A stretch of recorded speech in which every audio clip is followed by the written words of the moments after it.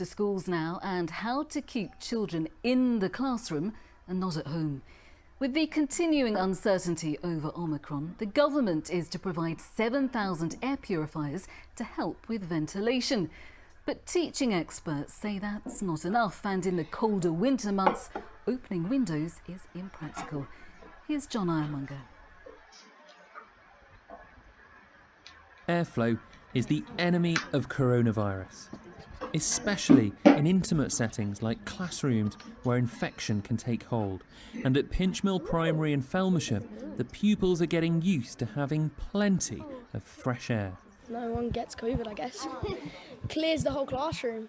The school is among more than 100 in the Bedford area to be kitted out with ways to improve ventilation, like CO2 monitors, which flash amber when the room's too stuffy and it's time to open a window. If it goes yellow, we open like a couple of windows, but then when it goes red, we have to open all the windows. Everyone used to say, hold your breath when it would go off. Right, yeah. Yeah, and open the windows, and it was very cold because now I sit next to the window. Since schools reopened, there's growing consensus to keep them open at all costs and preserve face-to-face learning.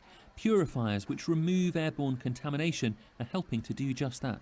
The government has promised to issue 7,000 air purifiers like these to early years schools and colleges. But there are around 350,000 educational settings across the country. So how can that be enough? I think what the government would say to this is that the majority of classrooms in the majority of our primary, our specials and our secondary schools, the ventilation is fine, or opening the window a bit will be enough. So I think those additional air purifiers are designed where you haven't got sufficient ventilation. Now, whether that will be enough, I would doubt, to be honest. Doubts echoed by Bedford Borough Council, which has already installed the technology in their schools and care homes.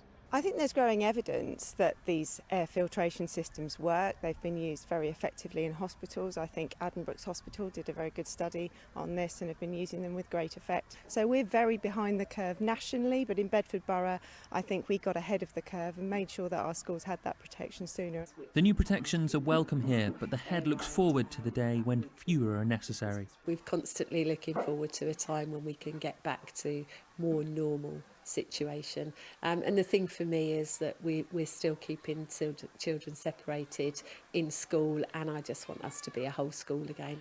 Throughout this pandemic, children who are the least vulnerable have endured the most disruption. It's just as well they're so resilient. John Ironmonger, BBC Look East.